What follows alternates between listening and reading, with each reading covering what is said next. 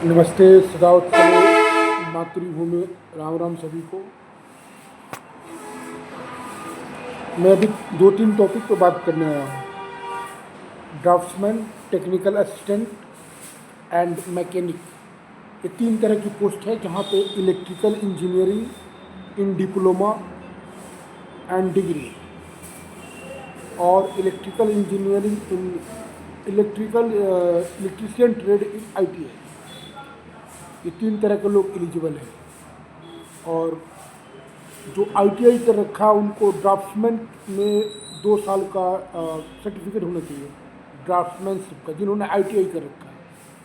और जो डिप्लोमा है, जो डिग्री है, उनको कोई सर्टिफिकेट की ज़रूरत ना है। और ये जो तीन तरह का पोस्ट बताया मैंने आपको draughtsman, mechanic and technical assistant, तो जिसमें मैकेनिक की पोस्ट है उसमें आपको 2 साल का एक्सपीरियंस चाहिए।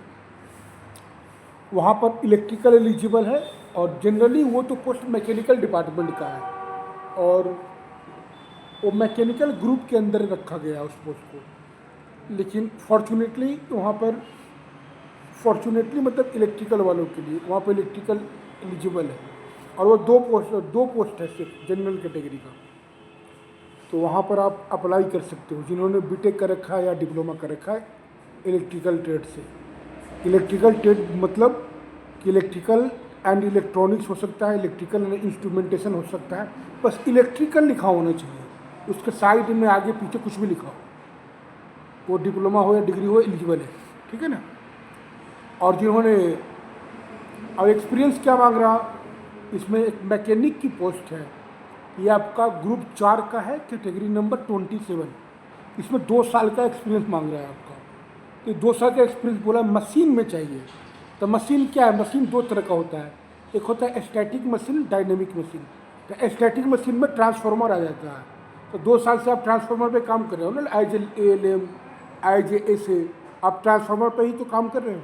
मेरे को मैसेज किया कुछ बच्चों ने कि सर मैं तो ALM के पोस्ट पे हूँ, क्या मैं एलिजिबल हूँ? हाँ भाई एलिजिबल हो, आपका 8 या 9 तारीख को 2 साल पूरा जाएगा। तो सर्टिफिकेट बना करके मैंने अपने पोस्ट में सर्टिफिकेट डाला हुआ है, एक्सपीरियंस सर्टिफिकेट का फॉर्मेट, वही फॉर्मेट आपको बना करके अपने एग्जीक्यूटिव इंजीनियर या SDO ऑफिस से मेमो नंबर डलवा करके साइन करवा लेना आप, और मोहर लगवा लेना और उसको अपने आई कार्ड के साथ अपलोड कर देना।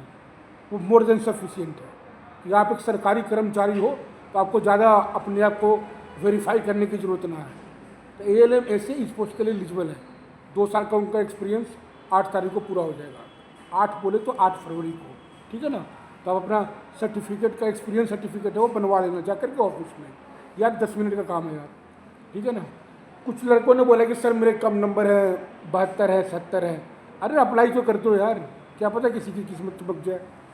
सारे ये छोड़ के कह कि नहीं जी मेरा नहीं आएगा, नहीं आएगा, पता अरे 20 बंदे तो बुलाएंगे जनरल कैटेगरी के, या जो टॉपर 20 हैं टेक्निकल वाले जिनके पास 2 साल का एक्सपीरियंस है, तो आप अपना डाल दो, इन सब लफड़ेबाजी में मत फंसो। बाकी पोस्ट आपका टेक्निकल असिस्टेंट का है, तो वो आपका है हरेडा, हरियाणा रिन्यूएबल एनर्जी डिपार्टमेंट, ठीक है ना, हरेडा में है। तो वो उसमें आपको technical, as a technical assistant level 4 की नौकरी है।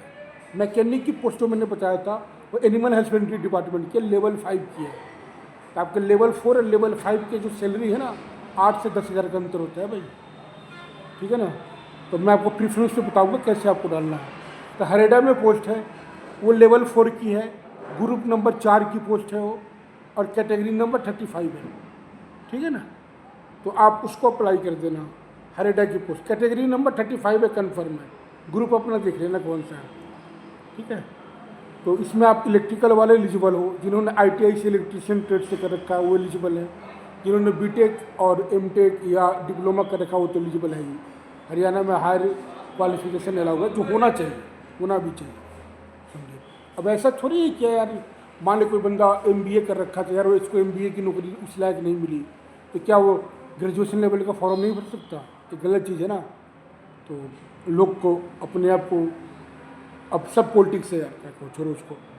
तो आप हरेडा का अप्लाई कर देना, ठीक है ना। हरेडा का टेक्निकल असिस्टेंट लेवल 4 की नौकरी है ना, कि बहुत आराम की नौकरी है यार, कोई काम ना है, न के बराबर काम है, आगे अगर आगे आपको तैयारी के लिए जेई की तैयारी करनी है, चाहे एसडीयू की तैयारी करनी है, सबके लिए अच्छा है वो।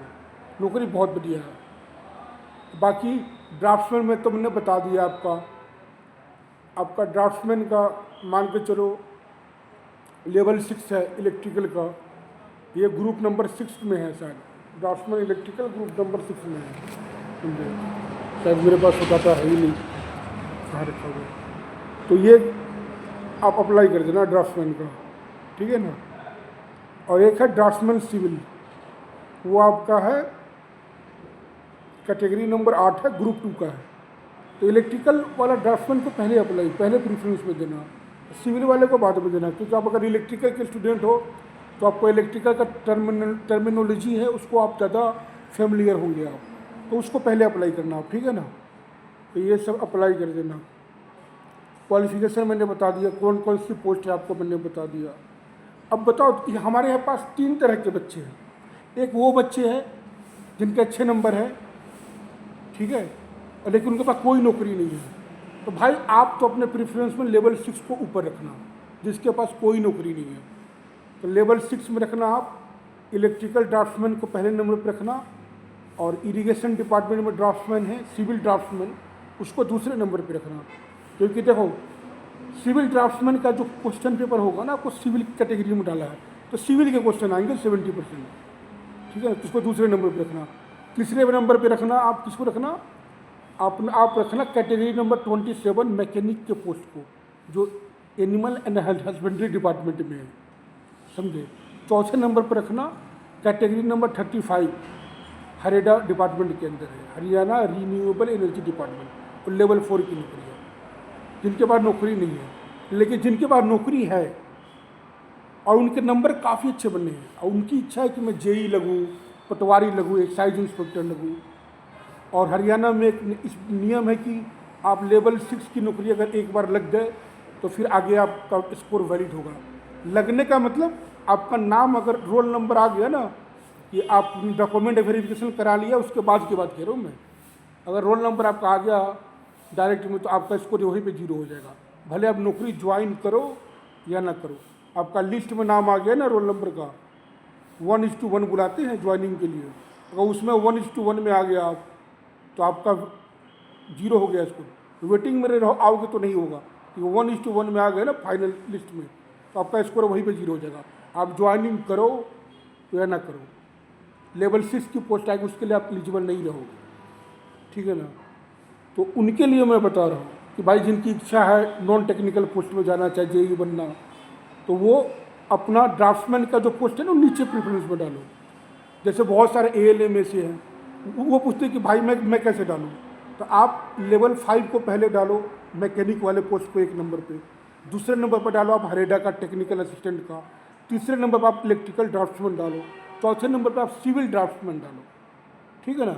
ये डाल दोगे तो मान लीजिए आपका लेवल 5 में हो गया, तो ठीक है ना।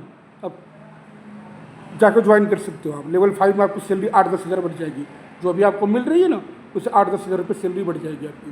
तो 29,500 या 200 ऐसा ही करके उसका पे स्केल होता है लेवल 5 का, ठीक है ना। तो वो ठीक रहेगा। अगर मान लीजिए आपका उसमें ना हुआ, आपका ड्राफ्ट्समैन में हो गया, तो डॉक्यूमेंट वेरिफिकेशन कराने मत जाना है यार, किसने कहा है। आप जेई का वेट करो, ठीक है ना, एक एग्ज़ाम देना।